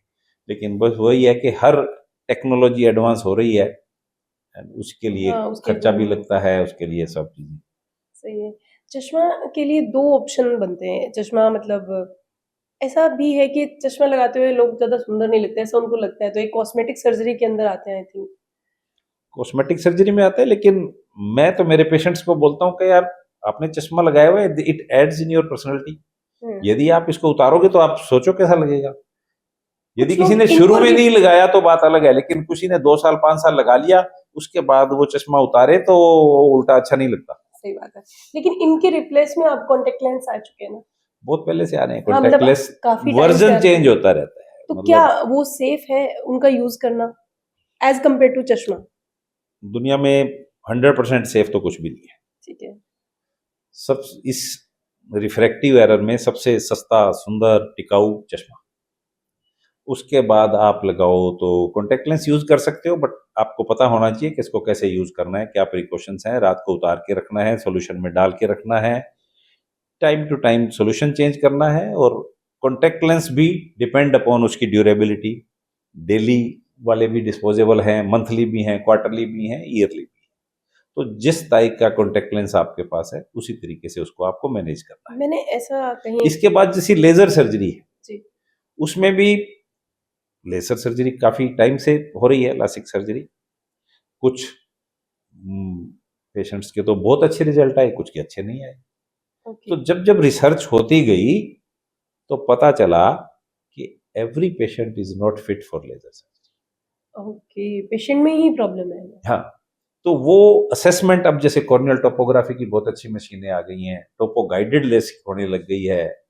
हमें सबसे पहले तो कॉर्निया की थिकनेस देखनी, यदि किसी की कॉर्निया की थिकनेस कम है तो रेसिडुअल उतना नहीं बचेगा, वो फर्दर एड्स इन प्रॉब्लम, उनके प्रॉब्लम आनी आनी। तो इट इज बेटर कि लेसिक सर्जरी करवाने से पहले थोरो चेकअप हो, फुल इन्वेस्टिगेशन हो, ठीक है। देन डिसाइड कि मेरे को लेसिक करनी है या फेमटो करनी है या स्माइल करनी है। डिफरेंट टेक्निक्स, ओके, मतलब एक ही टेक्निक सबके लिए नहीं बनी हुई है। नहीं बनी, नहीं पॉसिबल ही नहीं है। ठीक है, ठीक है। तो मतलब मैं एक क्वेश्चन बीच में पूछ रही थी आपसे कि आई अल्सर कॉन्टैक्ट लेंस की वजह से पॉसिबल है? Yes. यदि आप ढंग से मैनेज नहीं करो हम्म। तो आप डैमेज कर लेते हो आई को, आई में अल्सर हो जाता आई अल्सर मतलब है। गैस्ट्रिक कॉर्निया के अल्सर ही ऊपर सुना अल्सर, था, आई अल्सर भी होता है। आई अल्सर तो बहुत कॉमन डिजीज है अपने इस एरिया में। तो अभी जैसे व्हीट की कटिंग हुई है तो हमें तो डेली 2-3 मिलते थे। अच्छा, हाँ, अच्छा वो एलर्जिक वो नहीं हुई उनको? एलर्जिक नहीं हुई, वो उसने अपनी आई को डैमेज कर लिया काटते हुए। कईयों के तो ओके। हमने वुडन स्टिक्स निकाली हैं आंख में से। तो वो सब कटाई डिपेंड अपॉन हार्वेस्टिंग हो रही है, सब जो भी सीजन जहाँ रहता है, एग्रीकल्चर है तो हमें एग्रीकल्चर के पेशेंट्स मिलेंगे। सही बात है। ठीक है। एक कैटरेक्ट के बारे में मैंने पढ़ा था कि कैटरेक्ट एक ऐसी डिजीज है जो एज के साथ हर किसी को ही होगी, ऐसा है क्या? हर किसी को नहीं कह सकते, बट मोस्ट ऑफ द लोगों को तो हो ही जाती है एज रिलेटेड, धीरे धीरे ज्यादातर लोगों को हो जाती कैटरेक्ट क्या होता है मतलब इस डिजीज में? बेसिकली आप है। जो काला मोतिया और आई के अंदर हाँ। लेंस है हम्म, वो ओपेक हो जाता है एज के साथ। ठीक है। और हम जिस एरिया में रह रहे हैं यहाँ यूवी रेज बहुत है, गर्मी बहुत है, यूवी रेज। तो और मैं नहीं देखता कि हमारे एग्रीकल्चर फील्ड्स में लोग जब काम करते हैं तो कोई यूवी प्रोटेक्टिंग ग्लासेस लगाता हो, इवन डार्क ग्लासेस भी लगाता हो, तो चांसेस बढ़ जाते हैं। मेन रीजन है। इसके अलावा कैटरेक्ट के जो मेन रीजन है, कोई भी मेडिसिन कोई ले रहा हो, कोई ट्रोमा हो गया हो, ये सब चीजें हैं जो ऐड करती हैं। और एज फैक्टर तो है, एज फैक्टर तो है, एज के साथ साथ रहता है। चीजें इनबैलेंस। लेकिन जो दूसरी चीज का आप जिक्र कर रहे हैं उसके बारे में मैं थोड़ा सा हाईलाइट करना चाहूंगा, ग्लोकोमा। हाँ, काला मोतिया उसको हम काला मोतिया बोलते हैं। हाँ, तो काले मोतिया की मैंने जिक्र किया था कि स्क्रीनिंग मस्ट है, नहीं तो पता ही नहीं चलेगा काला मोतिया हो गया गई। नहीं तो मतलब करानी किसको चाहिए स्क्रीनिंग? हाँ, नहीं काला मोतिया में होगा क्या हाँ, होगा बेसिकली? क्या? जैसे सफेद मोतिया में हाँ, लेंस ओपेक हो गया, हम्म, धुंधला दिखने लग धुंधला गया। दिखता है, हाँ, काले मोतिये में आंख में प्रेशर बढ़ता है ठीक है। और वो अंदर ऑप्टिक नर्व्स एंड रेटिना को डैमेज कर उस वो प्रेशर प्रेशर डैमेज कर देता है। ठीक है। तो कौन कौन से बंदों को स्क्रीनिंग करवानी चाहिए, ये टाइम बहुत से इंपॉर्टेंट मैसेज है। पहले इसकी इंसिडेंस हम मान के चलते थे कि 60 साल के बाद है, अब लेकिन अब 40 के बाद भी चांसेस ठीक ठाक होने लग गए हैं। तो 40 साल से बड़ा वो व्यक्ति जिसको चश्मा बार बार बदलना पड़ रहा हो, अच्छा, या जिसका डार्क एडाप्टेशन डिस्टर्ब हो गया हो। डार्क एडाप्टेशन में मैं ये बताना चाहूंगा, आप सबने नोट किया होगा कि जब हम धूप से अंधेरे में जाते हैं तो हमें कुछ देर नहीं दिखता, सही बात है, हाँ, बट 30 सेकंड के बाद दिख जाना चाहिए। और यदि कोई सिनेमा हॉल में घुसा अंधेरे में बाहर से और उसको 1 मिनट 2 मिनट तक साफ नहीं दिखा, डिलेड डार्क एडाप्टेशन। ओके, आधा मिनट के बाद यदि आप ढंग से अडाप्ट नहीं कर पा रहे तो आपको स्क्रीनिंग के कैंडिडेट। तो 40 साल से बड़ा वो बंदा जिसका रिपीटेड चश्मा चेंज हो रहा हो, प्लस लाइट से डार्क में डार्क जाने पे, एडाप्टेशन डिलेड हो रहा हो, प्लस कलर्ड हेलोज दिख रहे हो। आप लाइट में देखते हो कई बार चारों इंद्रधनुष दिख रहा है बल्ब के चारों तरफ, हाँ, वो भी कैंडिडेट है। हालांकि वो और रीजन में भी होते हैं, कंजक्टिवाइटिस में भी हो जाते हैं और में भी, बट ये डेंजर सिग्नल है। इसके अलावा जो मैं अगले डेंजर सिग्नल बता रहा हूं, फैमिली हिस्ट्री ऑफ ग्लोकोमा, अच्छा जेनेटिक्स है, मायोपिक पेशेंट्स, ट्रोमा किसी के चोट लगी हो, डायबिटिक बंदा हो, और कोई दवाई लंबे टाइम से डाल रहा हो आईज में, स्पेशली स्टीरॉइड्स, जो कि सबसे सस्ती मिलती है। और कोई भी आपकी आंख दुखे, खारिश है, कुछ भी हो, मेडिकल स्टोर पे जाओगे वो वही पकड़ाएगा, इमीडिएट रिलीफ मिलता है, वो वही पकड़ाएगा। और लोग क्या करते हैं, डाली 3 दिन रख ली, 2-3 दिन बाद फिर दिक्कत हुई, फिर डाल ली, 2 इयर्स 3 इयर्स तक डालते रहते हैं, उनके फिर ग्लोकोमा हो जाता है। तो ये सब चीजें डेंजर सिग्नल्स हैं जो सबको ध्यान रखना चाहिए, और जिस जिस के भी ये प्रॉब्लम है या ये डेंजर सिग्नल में आता है, उसको डॉक्टर को दिखा के स्क्रीनिंग जरूर कराएं। ओके। नहीं तो फिर टाइम निकल गया तो फिर कुछ नहीं हो सकता। तो जो मतलब काला मोतिया में तो कुछ नहीं होगा, लेकिन cataract cataract total recovery vision हो जाती है जब उसमें भी लेंस किसी चेंज के, करेंगे, हाँ, लेंस निकाल देते हैं, कैटरेक्टस लेंस निकाल देते हैं जो और उसकी नेचुरल लेंस है जगह, हाँ, हमारे। नेचुरल निकाल देते हैं, उसकी जगह नया लेंस फिट ठीक है। और वो भी सर्जरी अभी एडवांस होती जा रही है, कर मतलब धीरे धीरे एडवांस मैं होती है। आपको बता भी रही थी एक बार पहले भी, मतलब एक मुझसे पूछा किसी ने कि जब कैटरेक्ट की सर्जरी होती है तो पुराना जो हमारा लेंस है निकाल के नया डालते हैं, तो मतलब आई बॉल को ऐसे काटते होंगे, फिर उसको लेंस को निकालते होंगे, फिर डालते होंगे, फिर आई बॉल में ऐसे स्टिचेस लगते होंगे, क्या ऐसा है? ओल्ड मैं मेथड। आपको 1990 की बात करूं कि जब मैंने रेजिडेंसी में था, और तब जब हम पहले खाली लेंस निकालते थे, कैटरेक्ट निकालते थे और स्टिच लगा देते थे और बाहर चश्मा लगा देते हम्म। थे। उसके बाद में क्या हुआ कि लेंस डेवलप हो गया, तो मोतिया निकाला, लेंस जो भी है कैटरेक्टस लेंस, उसकी जगह लेंस रखा और स्टिच लगा दी। ये चला है बहुत टाइम। सच में स्टिच ये स्टिच लगते हैं।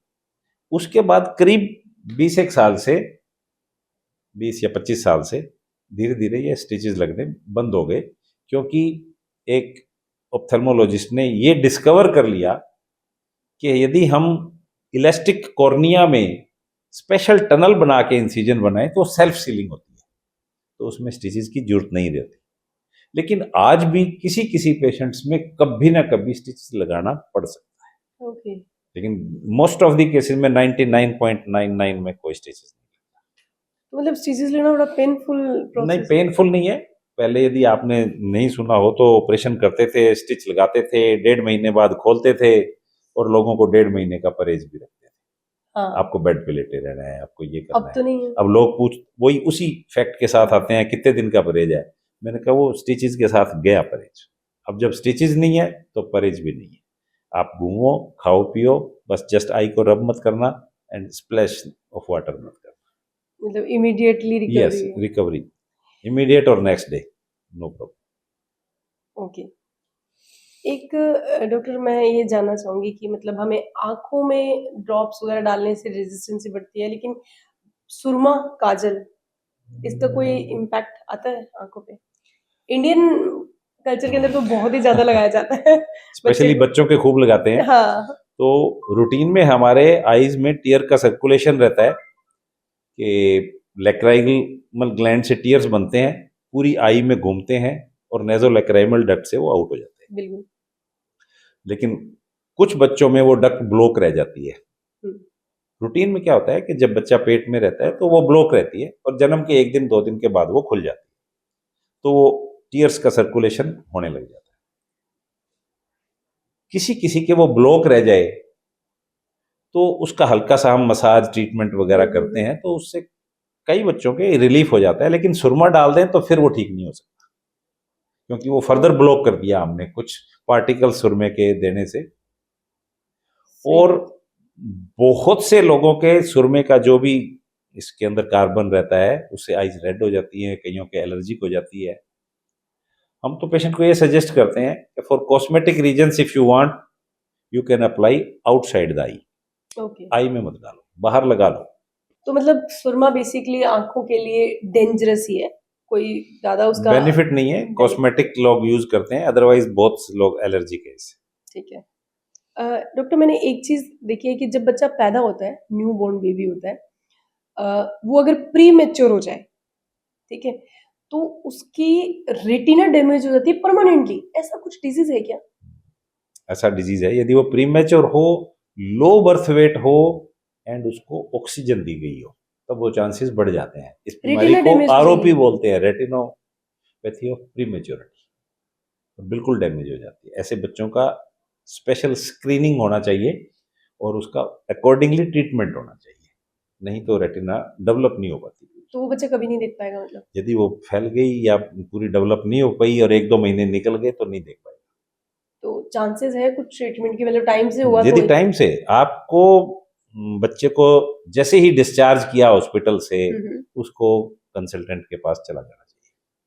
ठीक है, पीडियाट्रिशियन की ड्यूटी है कि उसको वहां भेजे, ठीक है। क्योंकि उनको नहीं पता होता पेशेंट्स को, तो इट इज पीडियाट्रिशियन की ड्यूटी। एक मतलब जब बच्चा पैदा होता है तो क्या कहते हैं ना 6 महीने तक तो वो क्लियर नहीं देख पाता बच्चा, सच है? डेवलपमेंट तो धीरे धीरे ही होता है ना, कलर्स वलर्स का तो शुरू फिर में वो तो बच्चा कलर नहीं रहता। रिएक्शन किस पे दे रहा होता है नहीं, मतलब? ऐसे तो ऐसा नहीं है कि दिखता ही नहीं है, अच्छा, ब्लर दिखता है। बिल्कुल थोड़ा सा ब्लर रहेगा, आईज छोटी रहेगी, हाइपरमेट्रोपिक रहेगा वो, ठीक है। उसको पूरा नहीं दिखेगा। कलर्स भी बाद में शुरू होते हैं, तो इसलिए उसको जितना भी दिखता है उसी से, उसने कोई बहुत दूर तो देखना ही नहीं ना, हाँ हाँ, तब तो बहुत दूर नजदीक तो नजदीक देखना के है। देखना है। सही बात है। तो जो हमारी आईज हैं इनको फिर हम केयर कैसे करें? मतलब इसमें कुछ डाल के भी हम इसकी इम्प्रूव नहीं कर सकते, चश्मा का नंबर कम नहीं कर सकते, ना कुछ खा पी के भी कुछ किया जा सकता है। लेकिन ऐसे मतलब मम्मी लोग बोलते हैं ना कि ग्रीन वेजिटेबल खानी चाहिए जिससे आंखों की रोशनी तेज हो जाती है, इसका इसके पीछे क्या रीजन है फिर? कुछ डिजीज विटामिन ए डेफिशिएंसी की भी रहती है, तो यदि हम विटामिन ए फर्दर और हमारे कमी रहेगी तो वो डिजीज प्रोग्रेस करेगी। ये सपोर्ट करती हैं, लेकिन ऐसा नाइट ब्लाइंडनेस, नाइट ब्लाइंडनेस जैसे रहती है है, ना? तो वो उसमें इंप्रूव रहता है, विटामिन ए की हेल्प मिलती है। लेकिन यदि किसी के नाइट ब्लाइंडनेस है तो उसको प्रॉपर डोज में आपको विटामिन ए देना पड़ेगा। These are supportive only. ठीक है। आप ये नहीं कह सकते कि चश्मा खाओ तो आपके चश्मा नहीं लगेगा, आपके हरी सब्जी खाओ तो चश्मा नहीं हाँ, लगेगा, ये नहीं, पॉसिबल नहीं है। बट सपोर्टिव है, लेनी चाहिए, क्योंकि शरीर में सब जगह विटामिन की जरूरत है। ठीक है। कलर ब्लाइंडनेस भी आता है? कलर ब्लाइंडनेस, मेन तो कलर ब्लाइंडनेस जन्म से ही रहती है, है ना? कुछ लोगों के रहती है, तो उसका तो कोई इलाज इलाज है नहीं नहीं। है। कलर ब्लाइंडनेस में बेसिकली रेड और ग्रीन में डिफरेंस? नहीं, रेड ग्रीन भी तो होते क्या हैं। दिखता है उनको, मतलब अगर रेड ग्रीन में कलर डिफरेंस नहीं है तो दोनों ब्लैक हेजी, दिखते हैं? हाँ, ग्रे ग्रे, अच्छा, दोनों ही ग्रे ग्रे दिखते हैं? दिखते हैं। हाँ, ये एक बहुत ही इंटरेस्टिंग क्वेश्चन होता है कि कलर ब्लाइंड है तो उसको रेड ग्रीन में डिफरेंस नहीं पता चलता, तो तो फिर उनको क्या ग्रे, दिखता हाँ, है? ग्रे ओके, ग्रे दिखते कलर दिखता है। ठीक है। तो हम मैं बात कर रही थी कि फिर हम पर्सनली आई की केयर कैसे करें, मतलब कौन सी ऐसी एडवाइस आप देना चाहेंगे जिससे हम अपनी आई की पर्सनल केयर कर सकें? हाइजीन बेस्ट है, हम अपना क्लीन करें इसको, लेकिन अंदर आंख में बहुत ज्यादा स्प्लैश करने की जरूरत नहीं रहती। नो डाउट आज हमने डिस्कस किया, स्क्रीन से लिमिटेड यूज करें इसका जितना करना है। इसके अलावा एज, डिफरेंट एज पे डिपेंड करता है, बच्चों ने क्या करना है, बड़ों ने क्या करना है, हम्म, बस मेनली यही चीजें हैं। हाइजीन है, लेकिन अदर यदि कोई सिस्टेमिक डिजीज भी हो जाती है, आज किसी की डायबिटीज हो गई सही बात है। तो उसको भी ध्यान रखना है, डायबिटीज के लिए भी ध्यान रखना है, और उस डायबिटीज को आंखों के लिए भी ध्यान रखना है, हाँ, क्योंकि वो आंखों पे भी अटैक करेगी, क्योंकि डायबिटिक पेशेंट तो अपने शुगर पे ध्यान रखता है। तो उसको सभी जगह ध्यान रखना हाँ, हाँ। मतलब ऑल सोल हमें आईज को प्रोटेक्ट करने के लिए जो हमें ब्रह्म सूत्र मिला हुआ है वो है हमारी टीयर्स, है। चीयर्स तो बहुत ही इफेक्टिव है चीज ना? है, उसको हमें बिल्कुल बचा तो के टाइम रखना टाइम पे रोना चाहिए। नहीं, वैसे भी भगवान ने इस तरह का सिस्टम बनाया है कि एवरी टाइम टीयर प्रोड्यूस होता रहता है, सर्कुलेट होता रहता है और ड्रेन आउट, तो वो सर्कुलेशन ब्लिंकिंग के साथ आएगा। ब्लिंकिंग के साथ। Blink is mandatory. बिल्कुल बहुत ज्यादा जरूरी है। स्कूल में से 5 मिनट के गैप पे से 10-15 बार ब्लिंकिंग का नहीं, सुना उनको देना बताओ चाहिए। Keep on blinking all the day, keep on blinking, हाँ, वो मस्ट है, जितना ब्लिंक करेंगे अच्छा। जी। डॉक्टर कुछ एक्सरसाइज आप हमें रेकमेंड करेंगे कि जनरली अगर हम वो यूज करें तो इन आई प्रॉब्लम से हम बच सके, ऐसी कोई एक्सरसाइज? देखो, कोई एक्सरसाइज ऐसा नहीं है कि जिससे बीमारियों से बचा जा सके, लेकिन हेल्दी आईज को थोड़ा और हेल्दी करने के लिए हम्म, कुछ कॉन्वर्जेंस एक्सरसाइजेज हैं, कुछ आई रोटेशन एक्सरसाइजेज हैं, up down right left these, तो वो जस्ट सपोर्टिव रहती हैं, हेल्पफुल रहती हैं। कुछ स्क्रिप्चर्स में ये है कि इसके चश्मे का नंबर उतर जाता है, वो तो खैर मैं नहीं मानता, बट अनडाउटेडली जिस तरह हमें बॉडी को एक्सरसाइज की जरूरत पड़ती है उसी तरह इसको हेल्दी करें। रखने के लिए। स्पेशली कंप्यूटर विजन में तो हम 20-20-20 बताते हैं। एक बार आप दोबारा बताइए 2020। 20 मिनट्स के बाद आपको 20 सेकंड का ब्रेक लेना है, और उस ब्रेक में 20 फीट पे देखना है, नजदीक फोकस नहीं करना, दूर देखना है। यदि आपकी ऑफिस के अंदर सीट विंडो के पास, फिर आपको विंडो में जाके देखना पड़ेगा। ओके। एक छोटा ऑफिस है और आप 20 फीट पे कुछ नहीं है, तो you have to manage it. ठीक है, मतलब ये स्क्रीन टाइम जिनका ज्यादा है उनके लिए 2020 बेस्ट एक्सरसाइज बिल्कुल है। बिल्कुल। एक वो मतलब बचपन से आंख वाली जो एक्सरसाइज है ऐसे नोक पे देखने ये वाली। कन्वर्जेंस एक्सरसाइजेज है, इसमें किसी भी चीज पे फोकस करो और उसको नजदीक लाते रहो तो आई की कन्वर्जेंस पावर स्ट्रांग होती ठीक है, ओके। आपकी लाइफ का कोई एक ऐसा इंसिडेंस जो मतलब आपके लिए बड़ा ही सरप्राइजिंग केस हो, आई से रिलेटेड कुछ ऐसा है इंसिडेंस आपके? है। इंसिडेंसेस तो ऐसे लगभग होते रहते हैं। मतलब जो कुछ सबसे अलग नहीं, वो लेवल पे, सबसे ज्यादा मीडिया ने बना दिया उसको। जैसे कि अ, एक डबली में कोई पेशेंट हैं मेरे नॉन थे, वो कहते जी हमारी कोई रिलेटिव है वो पाकिस्तान में रहती है, जी, तो हम उसको दिखाना चाहते हैं। मैंने कहा ले आओ। जब वो उसको लेके आए तो कैटरेक्ट था उसके ऊपर, कॉर्निया था, वो भी उसका काफी हेजी था। तो मैंने कहा यार इसका ऑपरेशन तो हो जाएगा बट हेजी विजन आएगा, इसका प्रॉपर विजन ज्यादा नहीं आ पाएगा। तो कहते जी मैं लाहौर गई थी, वहां दिखाया, एक तो उन्होंने पैसे बहुत मांग लिए और फिर वो कहते जी नजर नजर नहीं आनी। ओ, तो मैंने कहा नहीं का तो मैं नहीं कहता बट साफ तो नहीं आएगी। अब यहाँ हर एक के लिए कम और ज्यादा का अपने खुद पे डिपेंड करता है, किसी को कितना कम लगता है, किसी को ज्यादा हो तो भी कम लगता है। मैंने उस पेशेंट का रूटीन जो मैं ऑपरेशन करता हूँ वही किया और नेक्स्ट डे उस लेडी का विजन 25-30% के करीब आ गया होगा। बट उसने ऐसा माहौल बना दिया कि मेरे को तो सब कुछ ही दिखने लग गया। ओके, उसके जो रिलेटिव थे वो डब्ल्यू में सरपंच थे, उन्होंने मीडिया इकट्ठा कर लिया, अरे वो मीडिया मेरे पास तक भी पहुंच गया और पाकिस्तान से की आंख में हिंदुस्तानी नूर करके और न्यूज चला दी उन्होंने। तो उस माहौल को उन्होंने ऐसा बढ़ा दिया, जबकि मैं ये मानता हूँ मैंने तो कुछ लंबा चौड़ा नहीं किया था, जो मेरा रूटीन है वो मैं कर रहा हूँ। हाँ, लेकिन उस लेडी की लाइफ के लिए तो वो नूर ही हाँ, था। उसको उसने पेशेंट भेजे मेरे पास लाहौर से। ओह, पाकिस्तान से? हाँ अरे वाह! बिल्कुल। तो पहले वो पेशेंट मेरे से आके उनके रिलेटिव पूछते, फिर एसपी से परमिशन लेते अरे वाह! कि भाई हम इस तारीख को पेशेंट ला रहे हैं, उसकी परमिशन दो। तो मेरे से अपॉइंटमेंट लेके एसपी से लेके फिर वो पेशेंट आता, फिर उसकी एक कोई कजिन को मैंने फिर ऑपरेट किया, ठीक वो है, ऑपरेशन कराने आया यहाँ पर स्पेशल। और हमारे यहाँ क्या है कि सभी कम्युनिटी, सभी लेवल की कम्युनिटी का ट्रीटमेंट करते हैं। सही है। गुरुद्वारे में वीकली हम कैंप लगाते हैं, उसमें हुँ, सिर्फ कॉस्ट पे लगा देते हैं, जितना खर्चा आएगा बहुत ही मिनिमम खर्चे पे हमारा 1500 रुपये में ही ऑपरेशन हो जाता वो तो आप है। जबकि चैरिटी मेरे दोस्त जो बताते हैं जब मैं कॉन्फ्रेंस में जाता हूँ, यार 1500 तो मेरे एनेस्थेटिस्ट आता है वो ले जाता है।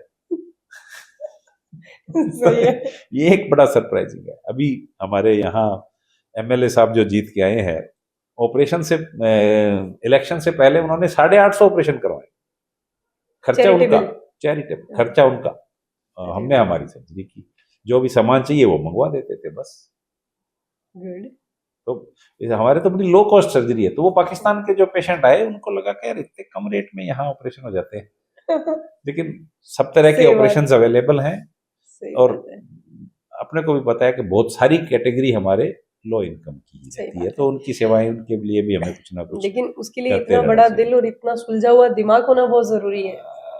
भाई मैं तो जब हनुमानगढ़ में घुसता हूँ तो आप ये देखो कि स्टेशन पे लेके आज बेसिक नीड तो खाना है बंदे का, जी, तो गुरुद्वारे में फ्री भी मिलता है और उसके बाद जो छोटे मोटे ढाबे हैं वहाँ दाल रोटी भी मिलती है।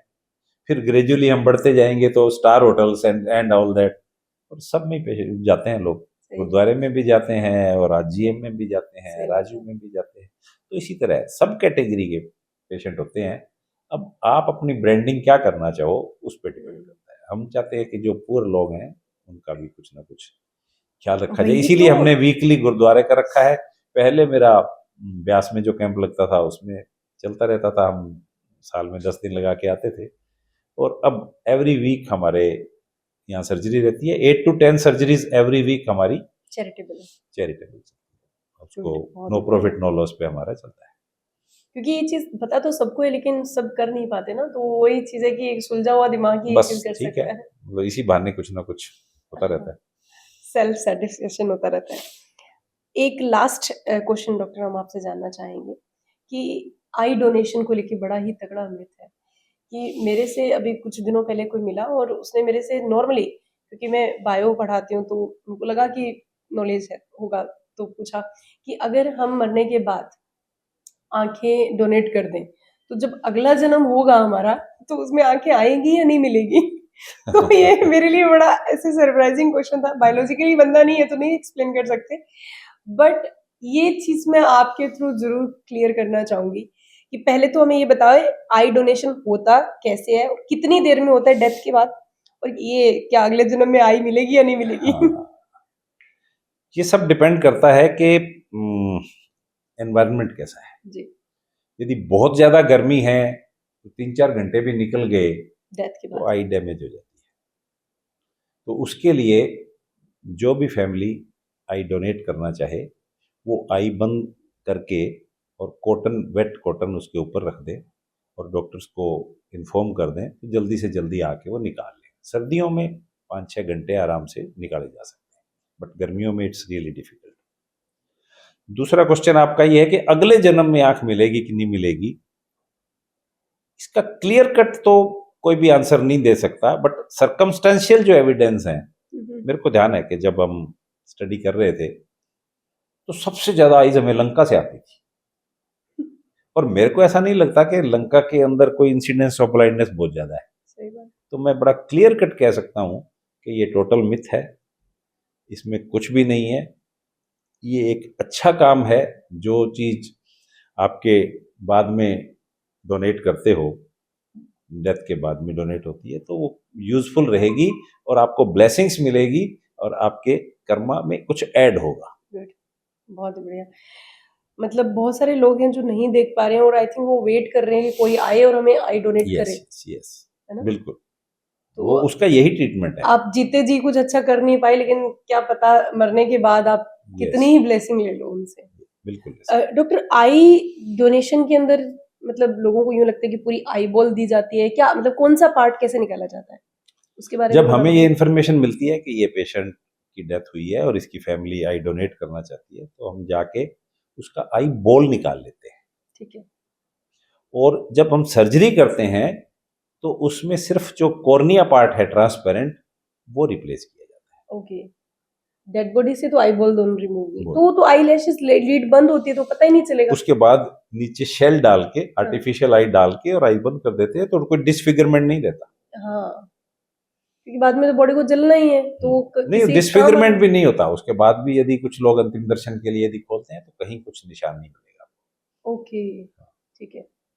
नहीं, ये चीज तो बहुत ही मेरे अकॉर्डिंग और मैंडेटरी हो जानी चाहिए, और आज के एजुकेटेड जो यूथ है ये चीज कम से कम समझ ले कि आई डोनेशन तो कम से कम बिल्कुल मैंडेटरी होना चाहिए। बिल्कुल।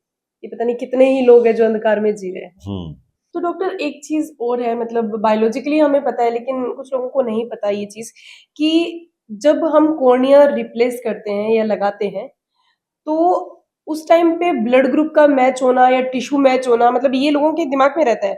बायोलॉजिकली मैं जानती हूँ लेकिन हमारे व्यूअर्स हो सकते हैं नहीं जानते हो, उनको यूँ लगता है कि कैसे पता चलेगा कि जो जो डेड बॉडी है उसका ब्लड ग्रुप क्या है, या मेरा ब्लड ग्रुप मैच होना जरूरी है या टिश्यू मैच होना जरूरी है क्या, ऐसा भी एक क्वेश्चन रहता है। कॉर्निया एवास्कुलर स्ट्रक्चर है, इसके अंदर ब्लड वेसल्स नहीं होती, क्योंकि यदि ब्लड वेसल्स होती तो ये क्लियर नहीं रहता, ये ओपेक हो जाता। ओके। जब जब ब्लड वेसल्स आती हैं वो ओपेक हो जाता है, वो कॉर्निया डोनेशन के लायक नहीं रहता। ठीक है। तो ब्लड वेसल नहीं होती, क्लियर कॉर्निया होता है, इसलिए इसमें ब्लड ग्रुपिंग की कोई जरूरत नहीं। तो फिर कॉर्निया को नरिशमेंट या ऑक्सीजन कैसे मिलेगी? कॉर्निया को nourishment first of all external oxygen, और अच्छा, जो बाहर से एयर आ रही यस, है। एंड सेकंड पीछे एक्वस ह्यूमर रहता है हम्म। आई के बिल्कुल कॉर्निया के पीछे, वहां से मिलती है। और लिम्बस पे ब्लड वेसल्स रहती हैं, वहां से न्यूट्रिशन। लिम्बस मतलब जो टोटल हमारा स्क्लेरा सर्किल पार्ट है, है। स्क्लेरा एंड कॉर्निया का जो जंक्शन है उसको जंक्शन है, लिम्बस, ठीक है। वहां तक ठीक है। रहती है। तो मतलब कॉर्निया के अंदर कोई ब्लड वेसल होती ही नहीं है। रूटीन में नहीं होती है, हाँ, होती है तो बीमारी है। फिर बीमारी है, ठीक है। यस तो मैच करने की जरूरत ही नहीं पड़ेगी, यस है ना। ठीक है। दूसरा ये पॉइंट था कि अगर किसी, मतलब जो जिसकी डेथ हुई है और उसको चश्मा लगा हुआ है, उसकी आई डोनेशन हमने किसी को कर दी, ठीक है, तो क्या उसको भी चश्मा लगाना पड़ेगा? ऐसा भी एक नहीं, क्वेश्चन। ऐसा नहीं है। कॉर्निया की जगह कॉर्निया लगा दिया, खाली कॉर्निया के ऊपर चश्मा नहीं लगता, चश्मा लगता है ऑल आई की डायमेंशंस देख के, ठीक है। पूरी एक्सियल लेंथ कितनी है, कॉर्निया का कर्वेचर क्या है, उसका हमें रिकैलकुलेट करना पड़ेगा कि उसके हम किस नंबर का चश्मा लगाएं या नहीं लगाएं। उसका इस बात से कोई लेना देना नहीं है कि उसके पहले था कि नहीं, सही। हमें रिकैलकुलेट करना पड़ेगा। चश्मा तो लेंस के लिए है, कॉर्निया तो outer cornea, transparent cornea, lens, retina सब, तीनों और है। एक्सियल लेंथ, तो लेंस की कहाँ फोकस जा रही है वो सारा रिकैलकुलेट करना पड़ेगा। इसका पहली बात से कोई लेना देना नहीं। ठीक है। अगर कोई पेशेंट है जिसकी रेटिना पूरी तरह डैमेज हो चुकी है, अगर उसको हम आई डोनेट करें तो कोई इम्पैक्ट आएगा क्या? फायदा ही नहीं है, कोई फायदा ही नहीं कॉर्निया है। क्यों वेस्ट करो, किसी सही और बात को दो। किसी और को दो। एक ना मूवी में दिखाया गया था, बड़ा ही सिली सा है लेकिन था, कि किसी की आंखें किसी को डोनेट की तो उस मरे हुए बंदे की मेमोरी भी उसमें आने लगी। मूवीज है, कुछ भी हो सकता है, तो कहीं ना कहीं ये क्वेश्चन रहता है कि क्या उसकी मेमोरी भी उसमें ये चली जाएगी इनको क्या? मूवीज तक ही रहने दो इसमें साइंस में मत लाओ ऐसे कोई पॉसिबल नहीं है। बहुत सी देखो, चीजें मूवीज में ऐसी दिखाते हैं जो उनके लिए ही ठीक है, इंटरटेनमेंट के लिए बस वो। बस एंटरटेनमेंट के क्योंकि लिए, ऐसा कॉर्निया कुछ नहीं आईज है। रिलेटेड है हाँ, इसका। कॉर्निया का कहीं भी साइकी से या कोई लेना देना नहीं। ठीक है। अभी तो एक फिल्म में देखा था कि कलर ऑफ द आईज आ गया, जबकि नहीं, cornea is transparent, colour iris से है। हाँ। तो एक आईज में हमने देखा था वो जब ट्रांसपेरेंट करके और उसकी आईज में वो कलर दिखा रहे हैं, तो दैट इज आल्सो फुलिश। सही है। बट क्या वो आप सेंटिमेंट के साथ जोड़ देते हैं। हाँ, वो अपनी स्टोरी को थोड़ा मिर्ची मसाला लगा के बताने के लिए। हाँ, ठीक है। आपके पास कोई ऐसा नमूना पेशेंट आया है कि जिसने अपनी आंख में कुछ भी ऐसा डाल लिया जो नहीं डालना चाहिए था? बहुत से लोग आते रहते हैं और पता नहीं क्या क्या डाल के आ जाते हैं, इसलिए कोई ऐसा स्पेशल मैं तो नहीं बताया कि भी। हाँ, कुछ लोग गलती से भी बेचारे डाल देते हैं। क्विक फिक्स तो ऑलमोस्ट हफ्ते में एक आ जाता है, क्विक फिक्स खोला, आंख में गई, एक्सीडेंटल गई एक्सीडेंटल गई। तो फिर वो तो और चिपक। है, हाँ, चिपक जाती है, कईयों को हमने खोलना भी पड़ता है, वो रहता है। अब गौमूत्र भी कुछ लोग डाल के आ जाते हैं, ओ, तो वो उनकी बिलीफ है, उनका मिथ है, इसका कोई सिग्निफिकेंट तो नहीं है? सिग्निफिकेंट तो पीने का भी है कि नहीं, लेकिन लोग पीते हैं। अब आई डोंट नो, कुछ आयुर्वेद वाले कहते हैं, but I am not aware. Okay. आंखों में प्याज का रस, हाँ, प्याज गाजर का का रस रस, भी डालते हैं, ये बना के दवाइयाँ डालते हैं कुछ नींबू। लोग। मोतिया कट जाएगा जी, तो वो बाद में आके फिर ऑपरेशन करवा लेते सही है। एक मैंने सुना था आंख में चूना डालने से भी। हैं। नहीं, चूना तो डालने से कुछ नहीं, चूना तो जिसके डल जाता है वो रादर अल्सर हो जाते हैं, तो उसको हमें ठीक करना पड़ता है। ओके। हाँ, और यदि काफी देर रह जाए तो फिर आई के अंदर अलग अलग पार्ट्स चिपक जाते हैं, सिम्बलेफ्रॉन बोलते हैं, वो तो बहुत प्रॉब्लम हो जाती है। उसका तो बड़ा इंटेंसिव ट्रीटमेंट होता है, चूर्ने को वॉश आउट करो और ये करो, खुद चला के नहीं डालते कोई, ओके। लेकिन वो जो वाइट वॉश वगैरह व्हाइटनिंग करते वगैरह हैं में, हाँ। तो उनकी आंख में गिर जाता है, कई बार आते हैं मतलब ऐसे पेशेंट्स। ये सब चीजें नहीं डालनी चाहिए। नहीं, एक ये जो मतलब थोड़ी सी आंख में प्रॉब्लम हुई, इन्फेक्शन हुई, केमिस्ट के पास जाते हैं, मेडिकल स्टॉप पे वो दवाई दे देते हैं, तो क्या ये जो दवाई आई ड्रॉप्स दी जाती है? ये पेशेंट की किस्मत है, उसको कौन सी दवाई मिली है। कुछ दवाइयाँ तो ऐसी होती हैं जो हार्मलेस होती हैं, खराब और नहीं होएगा, ठीक भी नहीं होएगा, ठीक है। लेकिन कुछ रियल सीरियस होती हैं जिसमें स्टीरॉइड्स होते हैं, हम्म। तो वो जब किसी को दे देते हैं तो वो फर्दर डैमेज कर देते हैं। तो उनमें बहुत ज़्यादा, जैसे बहुत पहले एक पायरीमोन दवाई आती थी, धीरे धीरे बंद होगी, इसी तरह और स्टीरॉइड्स हैं। हम्म। किसी अल्सर ने उतनी आंखें खराब नहीं की जितनी अकेली उस दवाई ने कर दी, ओह, क्योंकि वो सबसे कम रेट में अवेलेबल थी, पेशेंट केमिस्ट का उसमें ठीक ठाक कमीशन। प्रॉफिट निकल जाता था, तो वो वही मिलती थी प्रॉफिट। पायरीमोन, पायरीमोन बहुत चली काफ़ी टाइम, लेकिन अब वो नहीं आ रही है मेडिसिन, लेकिन उसने बहुत खराब किया है। लेकिन थी तो वो यूजफुल कारण के, यूजफुल। लेकिन उसका मिस यूज बहुत होता है। ठीक है। तो आपकी नज़रों में ऐसी कोई आई ड्रॉप है जो स्क्रीन या जिनके आई में थोड़ा ड्राइनेस रहता है उनको मेंटेन करने के लिए डालनी चाहिए? जो आर्टिफिशियल टीयर्स काफ़ी अवेलेबल है आजकल, मार्केट भरी पड़ी है। 1990 में जब मैंने एमएस की थी तो एक आर्टिफिशियल टीयर करके एक इंट्रोड्यूस हुआ था, और आज की डेट में सबसे ज़्यादा मार्केट में सेल आर्टिफिशियल टीयर्स की है। Number of tears are available, substitutes, different kinds of. कोई बेस्ट ऐसी विद जो आप नहीं, बताना सभी चाहो? बेस्ट सभी हैं, बेस्ट है। कोई ऐसे दिक्कत नहीं है, जो भी अच्छी कंपनी का हो, हम्म। प्रेफरेबली प्रिजर्वेटिव फ्री हो, ठीक है। तो वो अच्छे हैं। बाकी इट्स डिपेंड अपॉन कि पेशेंट के लासिक हुई है तब टीयर कौन सा देना है, पेशेंट की सर्जरी हुई है तब कौन सा देना है, तो इसे थोड़े थोड़े डिफरेंट है। नहीं, जिनकी ड्यूटी है या जिनका जॉब है वो लंबे टाइम सिंपल तक, सिंपल जो भी आर्टिफिशियल टीयर्स हैं, कार्बोक्सी मिथाइल सेलुलोज है, कितनी बार डालनी चाहिए दिन में? That's all depend upon kind of work he is doing. सारा दिन कंप्यूटर कर रहा है, 2-3 बार डाल लो। ठीक है। तो डॉक्टर, इन दिनों टैटूज बनाने का काफी ट्रेंड चल रहा है, तो ऐसा देखने में आया है कि लोग आंखों में भी टैटू बना लेते हैं, पॉसिबल है? मैंने अभी तक आंखों के अंदर टैटूज का पेशेंट नहीं देखा, लेकिन ज्वेलरी वाला जरूर देखा है। Okay. Even a very small round gold piece implanted in conjunctiva. Second, earrings types penetrated in eyelids. eyelids के अंदर penetrate है, वो यूं दूर दूर से दिखती है, जैसे कान में लगाते हैं ना rings, तो उसने eyelid ये लगा के हमने देखे हैं काफी लोगों के। नहीं, तो टैटू वो के अंदर ये ज्वेलरी यूज व्हाइट करते हैं। स्क्लेरा है ना, इसको आईज वो इंक डाल के कुछ ना कुछ करतब करके दिखा रखे थे। बहुत पहले कॉर्निया के ऊपर यदि व्हाइट हो जाए तो टैटूइंग हम करते थे, जस्ट के दूर से उसकी आईज को ब्लैक दिखे, व्हाइट ना दिखे, अच्छा, उसके बेनिफिट के लिए करते थे। लेकिन ये जो कंजक्टिवा वो के तो ऊपर मेडिकल टैटूइंग वगैरह है, पर्सपेक्टिव था। हाँ वो मेडिकल पर्सपेक्टिव था। यहाँ पे तो एंटरटेनमेंट तो और ये शौक के लिए, एंटरटेनमेंट के लिए इसकी कोई लिमिट तो है ही नहीं। वो पागलपन है। हाँ, उसकी कोई लिमिट नहीं है, कुछ भी कर सकते। कुछ ऐसे रैपिड क्वेश्चन है जो मैं पूछूंगी, आप उसका आंसर दीजिए। मोबाइल और लैपटॉप ज्यादा देखने से आंखों की रोशनी कम होती है, सही बात है या गलत है? रोशनी कम ज्यादा नहीं है, पर पेशेंट के ट्रबल तो आती है, दिक्कत तो बढ़ेगी। नंबर कम ज्यादा हो सकता है, सबके नहीं होता, बट जैसे मायोपिया तो बढ़ ही रहा है, ठीक है। तो आप मान के चलो कि दिक्कत तो है। ऐसा बचपन में गलत डाइट लेने से आंखें वीक हो जाती है क्या? यदि विटामिन ए कम रहेगा तो विटामिन ए डेफिशिएंसी डिजीज तो हो ही जाएगी। ठीक है। 1 मिनट में आंखों को रिलैक्स करने का सबसे तेज तरीका क्या है? पामिंग, जैसे? हल्का सा दोनों आंखों से, दोनों हाथों से, पाम से आई को रेस्ट दो, ठीक है। 1 मिनट तक रेस्ट दो, बहुत ही अच्छा रिजल्ट होगा।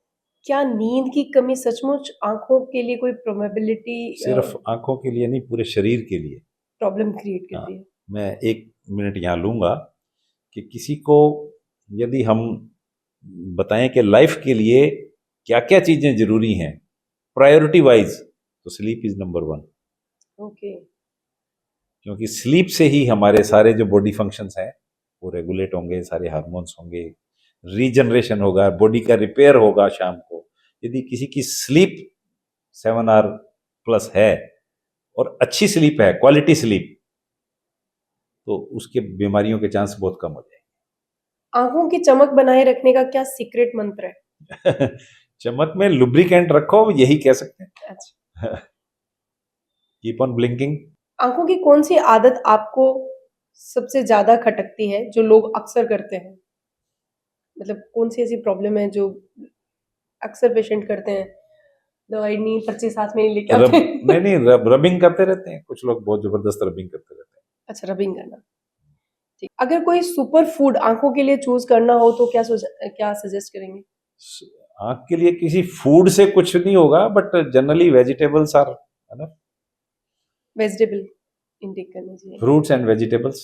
आंखों की रोशनी बढ़ाने के लिए कोई देसी नुस्खा होता है क्या? देसी नुस्खा यही है, आउटडोर एक्टिविटीज बताइए, ये देसी है। अरे वाह, good। हाइड्रेशन, ये भी देसी है। इनको आप किसी भी कैटेगरी में डाल सकते हो, देसी अंग्रेजी में। क्या रात में गाजर खाने से सचमुच रात में देखने से पावर बढ़ जाएगी, रात को देखने की? नहीं, रात को गाजर खाने से तो ऐसा कोई फर्क नहीं पड़ेगा। प्रेफरेबली तो हम कहते हैं कि डार्क होने के बाद में आप खाना ही ना खाओ, लेकिन दिन में तो नो डाउट कहीं ना कहीं तो बेनिफिट देगी। तो सर, हम एंडिंग पे आ चुके हैं पॉडकास्ट के, तो मैं चाहती हूँ कि आप एक जनरल सजेशन हमारे व्यूअर्स को देके जाएं। बिल्कुल, जनरल सजेशंस आई से भी रिलेटेड, नॉट आई, बॉडी से भी रिलेटेड। यदि ये 2-3 चीजें दुनिया मान ले तो बीमारियां बहुत कम हो जाएंगी। जैसे? नंबर 1, स्लीप तो अपने डिस्कस कर ही लिया। इसके अलावा प्यास लगने पे पानी नहीं पीना। अच्छा। सरप्राइज लगा? प्यास लगने पे पानी नहीं पीना, क्योंकि हमने प्यास लगने ही नहीं देनी। ओके। सिर्फ इसलिए कि जब प्यास लगती है तो that is craving of cell. हमारी जो बॉडी की सेल्स हैं वो क्रेविंग करती हैं, हम कहीं ना कहीं उनको डैमेज कर चुके हैं। Demand of water. तो इतना पानी पियो कि प्यास ना लगे आपको, गुड। और बिना भूख के खाना नहीं खाना। बिना भूख के खाना नहीं खाना, वाओ। क्योंकि यदि बिना भूख के आप खाओगे तो आपके डाइजेस्टिव एंजाइम्स रेडी नहीं है उसको डाइजेस्ट करने के लिए। डाइजेस्ट करने के। गुड। खाने का हो गया, पीने का हो गया, सोने का हो गया। यदि ये 3 चीजें आप ढंग से कर लो तो आपकी लाइफ हेल्दी वेल्दी वाइज। अरे वाह, ये थे मूल मंत्र जीवन के जो आपने हमें दिए। Thank you so much sir, आपका बहुत बहुत धन्यवाद हमारे लिए अपना प्रीसियस टाइम निकालने के लिए और इतनी सारी इंफॉर्मेटिव नॉलेज हमारे साथ शेयर करने के लिए। थैंक्स हमें बुलाने के लिए। बहुत अच्छा रहा, नाइस डिस्कशन। तो ये थे डॉक्टर रवि त्रेहन हमारे साथ, जिन्होंने बहुत सारी जानकारी हमें दी। ऐसे ही यूजफुल नॉलेजेबल पॉडकास्ट सुनने के लिए हमारे साथ जुड़े रहें। Thank you.